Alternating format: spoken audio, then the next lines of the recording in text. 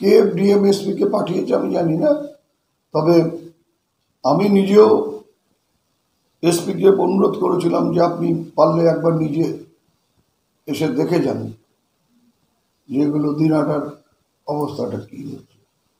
পরবর্তীকালে ডিএমও এসছেন, কে তাদের পাঠিয়েছে কি হয়েছে সেটা আমার জানার কথা না, তারা নিজেরাই হয়তো এসছে। আমি বললাম তো যে নির্বাচন কমিশনের ক্ষেত্রে অভিযোগ জানানোর ক্ষেত্রে আমি তার সরাসরি জানাই না বা জানানোর প্রশ্ন আসে না। জানানো আমরা জেলা নেতৃত্বকে জানিয়েছি, জেলা নেতৃত্ব তারা কালকে ছিলেন, রাজ্য নেতৃত্বকে সাথে সাথে জানানো হয়েছে পুরো ঘটনা, সবাই মিলে সিদ্ধান্ত নিয়ে যা করে করবে। রাজ্যপাল তো পথে নেমে সন্ত্রাসের মোকাবিলা করবে। আমি রাজ্যপাল আপনাদের মাধ্যমে রাজ্যপাল মহোদয়কে অনুরোধ করব, উনি কালকে একবার যদি সময় পান সুযোগ পান তাহলে দিনহাটায় এসে যেখানে ঘটনা ঘটেছে তার আশেপাশে অনেক ব্যবসায়ী আছে, একটা ব্যবসায়ী এলাকা, দিনহাটার প্রাণকেন্দ্র, দিনহাটার বড় চৌপতিতে এই ঘটনা ঘটেছে, ওখানে আশেপাশে যারা ছিল সাংবাদিক বন্ধুরা যারা ওখানে ছিলেন বা হয়তো তারা এসছেন 5 মিনিট 10 মিনিটের মধ্যে, তাদের কাছে খোঁজ নিয়ে দেখুন যে কালকে কি ঘটনাটা ঘটেছে, কার জন্য ঘটেছে। একটা লোক যদি বলতে পারে যে তৃণমূল কংগ্রেস বা উদয়ন গুহ এই গোলমাল লাগাবার চেষ্টা করেছে বা গোলমাল লাগাবার জন্য ওখানে সাথে সাথে আমার মন্ত্রিত্ব থেকে পদত্যাগ করবো, রাজনীতির থেকে অবসর নেব, যদি একটা লোক বিজেপির লোক বাদ দিয়ে সাধারণ মানুষ কোনো সাংবাদিক যদি বলতে পারে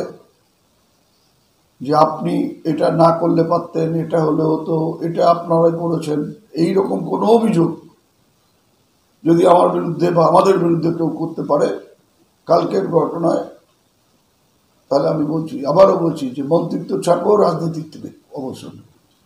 একেবারে তখনও রাত সেইভাবে হয়নি, 9টা রাত, একেবারে দিনহাটার মূল জায়গা দিনহাটা চৌপতি, সেখানে এরকম ঘটনা অতীতেও ঘটেছে বলে আমার জানা নেই। এবং যারা করেছে তারা সব বহিরাগত। একটা দিনহাটা শহরের কোনো লোককে আমি দেখিনি, অজয় রায় থাকতে পারে, কিন্তু বাকি যারা নেমে গোলমাল করেছে জেলা সভাপতির থেকে শুরু করে বাকি সবাই হচ্ছে দিনহাটা পৌর এলাকার বাইরে। নাটকটা চালিয়ে যেতে হবে,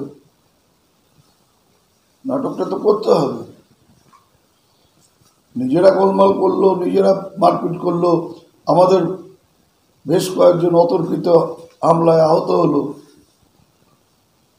এখন ওরা এসপি অফিসে ঘেরাও করবে, ওরা কি করবে, ওরা রাজ্যপালের কাছে জানাবে, ওরা হয়তো নির্বাচন কমিশনের কাছেও গিয়ে ধর্ণা দেবে।